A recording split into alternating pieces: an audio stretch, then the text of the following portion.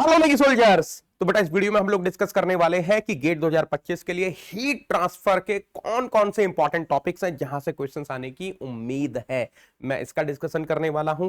इसके साथ साथ मुझे आपसे एक हेल्प चाहिए, उसका भी डिस्कशन करने वाला हूं। आपको ये वीडियो लास्ट तक देखना है। तो बेटा जहां तक वेटेज की बात है तो पिछले 3-4 साल में हीट ट्रांसफर का वेटेज काफी बढ़ गया है। 2022 में आप देख सकते हैं दोनों ही पेपर में फोरनून आफ्टरनून में 8 नंबर का आया था हीट ट्रांसफर। 2023 में 7 मार्क्स का था और 2024 में 9 मार्क्स का था। उम्मीद है इस साल भी 6 से 8 नंबर का हीट ट्रांसफर रहने वाला है 2025 में। अच्छा, जो मैंने हीट ट्रांसफर सब्जेक्ट को डिवाइड किया है वो टोटल 7 चैप्टर्स में डिवाइड किया है। Basic concepts, conduction, fins, heat exchangers, unsteady state heat conduction, thermal radiation, thermal convection. अब देखो यार, ये जो टोटल 7 चैप्टर्स हैं इनमें से 4 चैप्टर्स बहुत इंपॉर्टेंट हैं और उम्मीद ये है कि जितने भी क्वेश्चंस गेट 2025 मैकेनिकल में आएंगे वो इन्हीं 4 चैप्टर्स में से आएंगे। तो पहला चैप्टर जो कि बहुत इंपॉर्टेंट है कंडक्शन, दूसरा हीट एक्सचेंजर्स, तीसरा थर्मल रेडिएशन, चौथा थर्मल कन्वेक्शन। मेरी उम्मीद यह है कि इन्हीं 4 चैप्टर से ही सारे के सारे क्वेश्चंस आएंगे, है ना।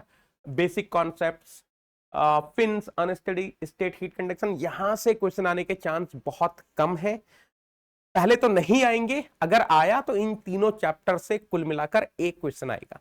ठीक है, तो आपको जो फोकस करना है वो इन 4 चैप्टर्स पर फोकस करना है। चलो अब मैं बात करता हूं कि कौन कौन से टॉपिक्स इंपॉर्टेंट हैं।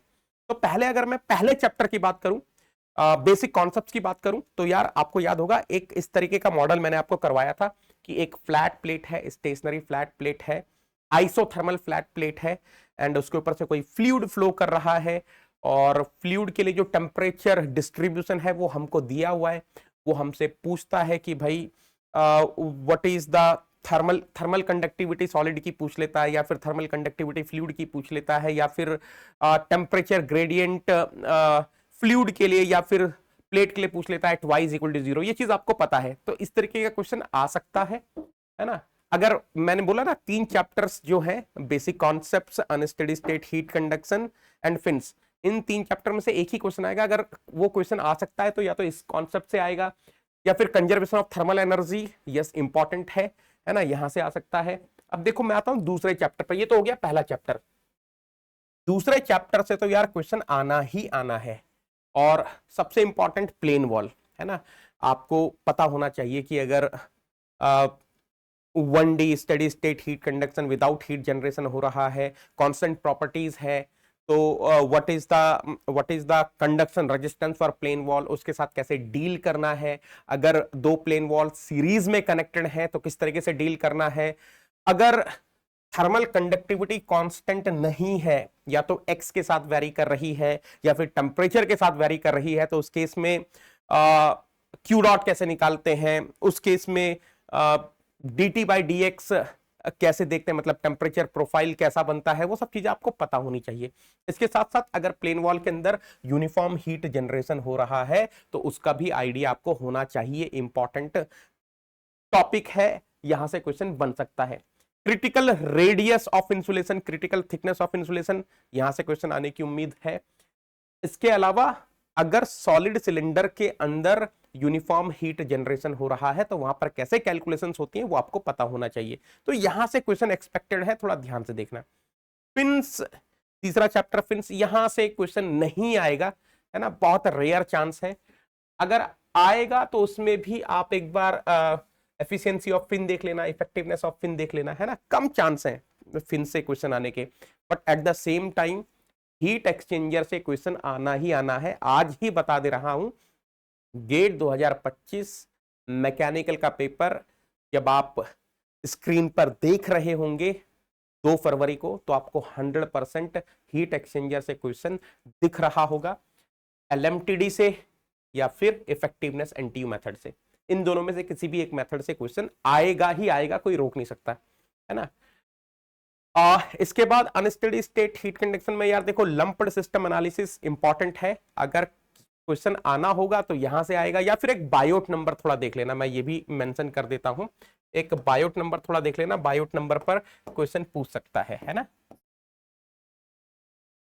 बायोट नंबर निकालने के लिए बोल सकता है, या फिर बायोट नंबर का फिजिकल सिग्निफिकेंस पूछ सकता है, या फिर बायोट नंबर कितना हो कि हम लंप्ड सिस्टम एनालिसिस लगा सकते हैं, ऐसा कुछ क्वेश्चन बन सकता है, but again not that much important.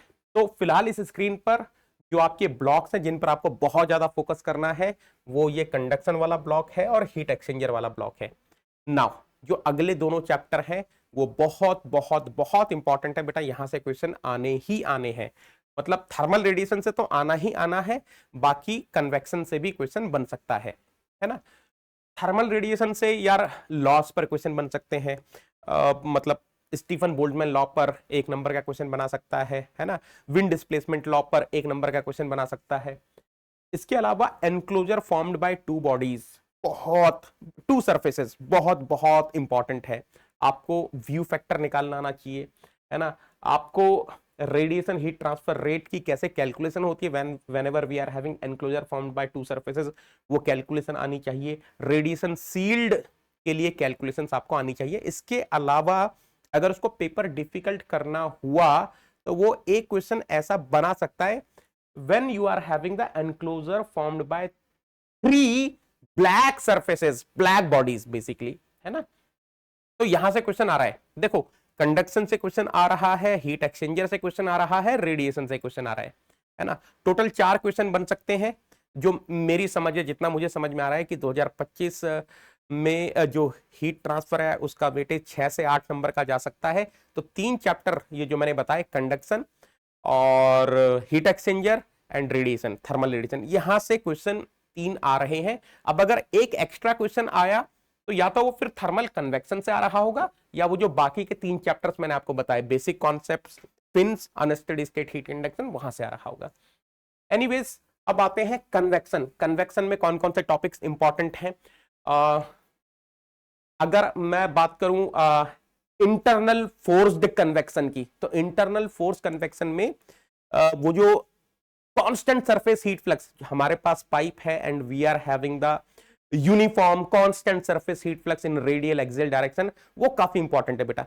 वहां पे क्वेश्चन बनता है, इसलिए मैंने एक शॉर्ट वीडियो भी आप लोगों के लिए डाला था। यहां पे क्वेश्चन बनता है, आपसे पूछ लेगा what is the mean temperature at outlet, what is the wall temperature at outlet, तो वो थोड़ा अच्छे से देख लेना। इसके अलावा अगर मैं एक्सटर्नल फोर्स कन्वेक्शन की बात करूं तो प्रांड्ल नंबर का फिजिकल सिग्निफिकेंस देख लेना, नसेल्ट नंबर देख लेना, है ना। इसके अलावा आइसोथर्मल प्लेट के लिए जो कैलकुलेशंस होती हैं वो देख लेना। तो यार ये मेरे हिसाब से ये इंपॉर्टेंट टॉपिक्स हैं हीट ट्रांसफर में, एंड आप बिल्कुल भी चिंता मत करो, जितना मैंने आपको महा रिवीजन में बताया है मोर देन सफिशिएंट है। उसके अलावा मैं अभ्यास, है ना, महाअभ्यास करवा रहा हूं। आपको पता है 21 तारीख मंगलवार दोपहर में 1 बजे हम लोग महाअभ्यास के लिए लाइव मिल रहे होंगे, and I am going to cover each and everything related to these topics, है ना। ये जो इंपॉर्टेंट चैप्टर्स हैं, इनके जितने भी मैंने टॉपिक्स लगाए, ये सब लिखवाएं, ये सब भी कवर कर रहा हूँ। इसके साथ साथ जो कम इंपॉर्टेंट वाले चैप्टर्स हैं 3, उनके क्वेश्चंस भी मैं आपको करवा रहा हूँ। तो मुझे आपसे अब एक हेल्प चाहिए। हेल्प क्या चाहिए, आप मुझे बताओ कि मैं आपको ना हीट ट्रांसफर में महाअभ्यास के क्वेश्चंस किस तरीके से करवाऊं। 2 तरीके से मैं करवा सकता हूं। पहला मैं किस तरीके से करवा सकता हूं, मिक्स्ड क्वेश्चंस। अगर आपने मेरा महाअभ्यास अटेंड किया होगा बेसिक थर्मोडायनामिक्स का या फिर फ्लूइड मैकेनिक्स का, तो आपको पता है वहां पर मैंने मिक्स्ड क्वेश्चंस करवाए थे, है ना। मतलब एक क्वेश्चन पहले चैप्टर का आ रहा है तो दूसरा क्वेश्चन 8वें चैप्टर का आ रहा है, तीसरा क्वेश्चन 10वें चैप्टर का आ रहा है। इस तरीके से mix question, easy, moderate, difficult questions मैंने मिक्स्ड कर दिए थे, वो करवाए थे। अच्छा, दूसरा तरीका क्या हो सकता है हीट ट्रांसफर के लिए, कि मान लो मैं आपको चैप्टर वाइज करवाऊं, कि पहला चैप्टर मैंने जो जो इंपॉर्टेंट है वो पहले करवा दिए। अब जैसे मुझे पता आप लोगों को कन्वेक्शन में पेन पॉइंट है, तो मैंने पहले कन्वेक्शन के क्वेश्चंस करवा दिए, उसके बाद मैंने आपको रेडिएशन के क्वेश्चन करवा दिए, उसके बाद मैंने आपको कंडक्शन के क्वेश्चन करवा दिए, उसके बाद मैंने आपको हीट एक्सचेंजर के क्वेश्चन करवा दिए, है ना, चैप्टर वाइज। तो ये आपके चारों चैप्टर इंपॉर्टेंट वाले कवर हो गए। इसके बाद मैंने बाकी के 3 चैप्टर उठा लिए, basic concepts, fins and then unsteady state heat conduction. अब आप मुझे बताओ कि आपको किस तरीके से करवाऊं, मतलब ये जो मैंने पहला तरीका जो कि मैंने basic thermodynamics and fluid mechanics के महाअभ्यास के लिए अपनाया था, जहां पे मिक्स्ड इक्वेशंस आपको करवाए थे, या फिर दूसरा तरीका कि भाई आपको एक सीक्वेंस में चैप्टर वाइज करवाता जाऊं। आप लोग मुझे बताना, कैसे बताओगे, कमेंट में मुझे बताना है ना, you need to tell me in the comment, है ना, इस वीडियो के कमेंट में आप बताना, तो मैं फिर सुबह तक डिसीजन ले लूंगा कि आपको किस तरीके से करवाना है। देखो मुझे ये डाउट क्यों आ रहा है कि आपको किस तरीके से करवाना है, मैं उसका रीजन भी बता देता हूं। क्योंकि मैंने देखो आपको बेसिक थर्मोडायनामिक्स में मैंने quick short term full course करवाया था, अभ्यास प्रैक्टिस कोर्स करवाया था, तो वहां पर बहुत सारी चीजें हमने चैप्टर वाइज डिस्कस कर ली थी, तो उसके बाद आपको मिक्स्ड क्वेश्चंस करने में कभी प्रॉब्लम होगी नहीं। बट यहां पर क्योंकि मैंने ना तो हीट ट्रांसफर का quick short term full course करवाया है, ना ही अभ्यास प्रैक्टिस कोर्स करवाया, सीधा फिर मैंने आपको महा रिविजन करवाया और अब महाअभ्यास करवा रहा हूं।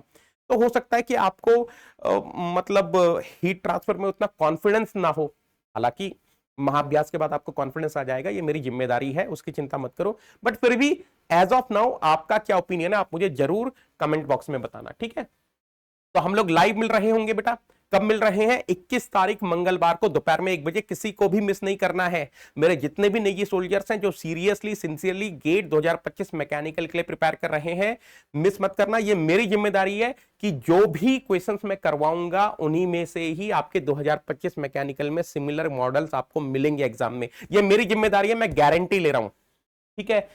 और आपके किसी भी जूनियर को या फिर आपको फ्यूचर में कभी भी सब्सक्रिप्शन लेना हो, कोड एक ही है, नेगी10, ME+XE मतलब नेगी10 है। अरे बाबा, thank you so much, love you all, take care, thank you.